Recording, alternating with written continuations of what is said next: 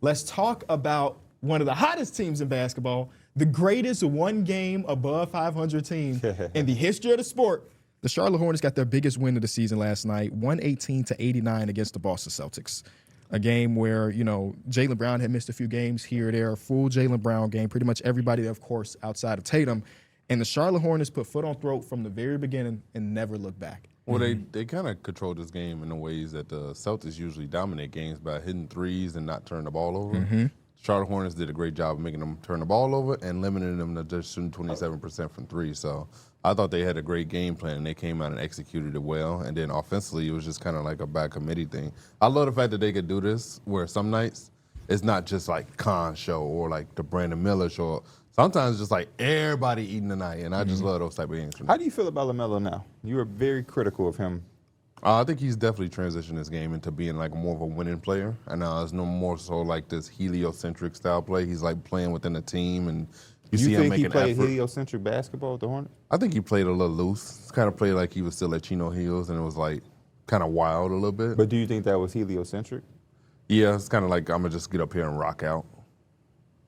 But now he still has his moments where you want to rock out, but it seems like it's not all the time now, and he's definitely balanced the playmaking and facilitating and doing a little bit more of everything. You see him diving on the floor for loose balls and stuff like that. So there's definitely been a shift in his winning mindset. Is it because the team is better? Probably. And also Charles Lee being there. Maybe Charles Lee is definitely. Charles Lee was there last year. I was going to say, it's definitely the last team. It's definitely the team. Yeah. So next time, you're going to probably take it easy on a young player that ain't on a good team, huh? What did he say? Yeah. He was on the Well, I just said I really wasn't a fan of his game all summer.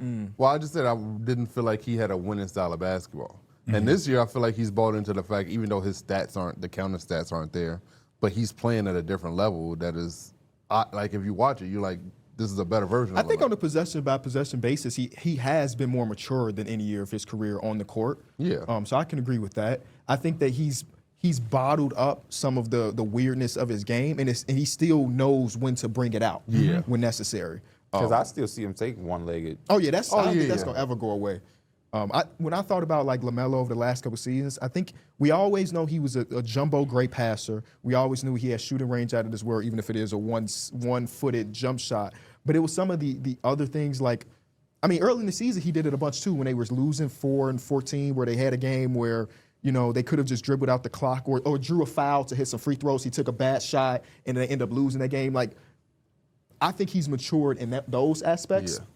But I think it does definitely help that now Brandon Miller looks great, Kneppel looks great, Moose is doing his celebration, and they got like a legitimate bench and good coaching staff, good scheme and identity. Everything is coming together. Extra ball handlers. Kneppel can create some stuff. Kobe White had one of his best games on the team. And to D-Mills' point about the coaching, this is probably one of the lowest minutes he's got too. Like, they've been really good with just how to win and how to play him, where he might only play like 28 minutes, but you are getting the full kind of like impact of LaMelo. I was super worried about this game because both teams were kind of like on the back-to-back, and the Celtics, at least Jaylen Brown, they got some rest. I was like, I was hoping for at least a good game.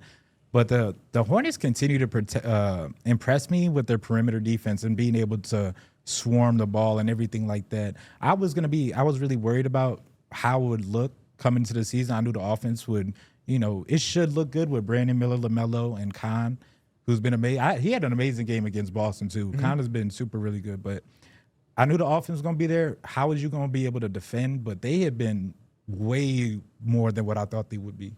Yeah, everybody gets credit there. Moose is obviously holding it down in the paint and doing good in the pick and roll. But, like, LaMelo had always showed us over years that for a possession or two, he can really lock in. I forget who it was against. It was against another great point guard like 2 years ago where the guy brought it up the court, he stole the ball from him and won the game. Maybe y'all remember that one. But he's always showed us possession-wise he could do it, and now he's really locked in. And, again, I think winning does help all of that. And the thing about this team, I want to ask y'all, how ridiculous can we get with this team?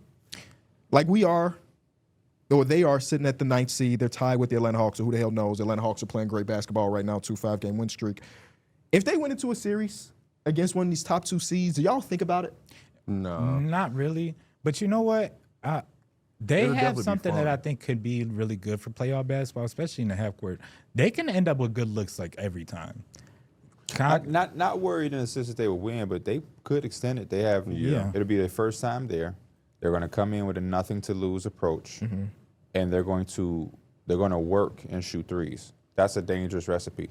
It ain't like 2 hot games. They didn't extend this to 6. the world of the unknown for that team can make them dangerous. They don't know it. They're so young, and they're gonna be so like just uncaring of the situation that those teams like Detroit, the Knicks, The Celtics. Cavs, not necessarily the Celtics. Those teams got pressure. So sometimes that pressure against a team that don't really got the Celtics, they don't have it because they just won. Yeah.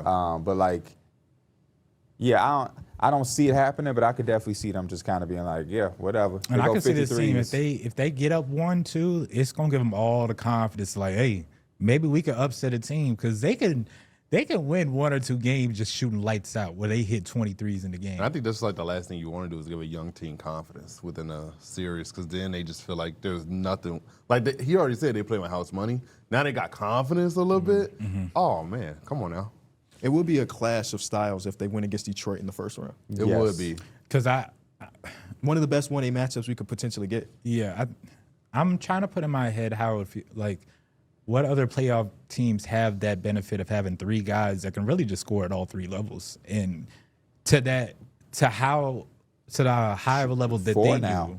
do. With 4 with Kobe White. Yeah, Kobe White will go out there and get you 30. Because Especially in the play-in. That's the that's what he do. playoffs, playing or playoffs, it's like the defense. It's gonna be a half-court game, and usually you have your top defender on one guy. Most teams don't have 3 to 4 defenders to put on people. I mean, the emotions in this game, in that series, will be just crazy high coming off those big suspensions that everybody just got. So the physicality in that series would be something that the referees would have to. Fast, yeah. I'm not gonna lie. One of my predictions was that they don't have to play in the play-in, and it still ain't out of this. It's still ain't out of really the not. possibility. No, I they're still just believe streaking. they can get there. 2.5 games. That's all they need. Now that would be something. I mean, since January 1st, They're also the best rebounder team since January 1st in the league. this is about to be so. I'm going to read. Since January 1st, they have the number 1 offense in the league, which makes sense, and the number 4 defense, which is also crazy. Since January 1st, they are 21-9, and cleaning the glass saying they should be 24-6 in those games. Like by advanced stats, their win differential is 3.5.